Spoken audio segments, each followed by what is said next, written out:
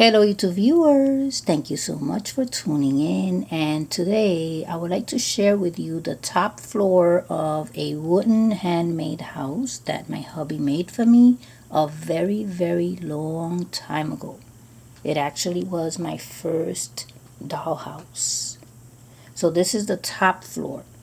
And I wanted to make the most out of it, so what I did was I divided some rooms, I sectioned off some areas, and I gave myself room for a bathroom here. This used to be a bathroom. This was the hallway leading to the kids' room right through there. Then this here was a laundry room. There was a washer and dryer right in there. And then this was a little baby room. So you see, I got 4 extra areas out of this whole space, and I was also able to leave these 2 as rooms. This was the kids' room right here. That was the kids' room, pretty spacious, leading to the master bedroom, which was that one. I also added some stairs, the rail, none of that was there. It was just plain wood.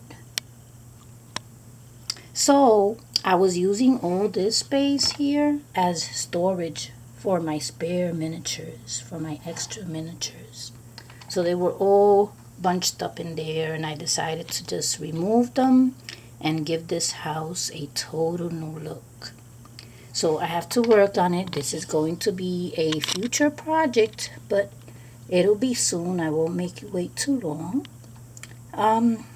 This paper here that I used for the walls, that might stay because I like it.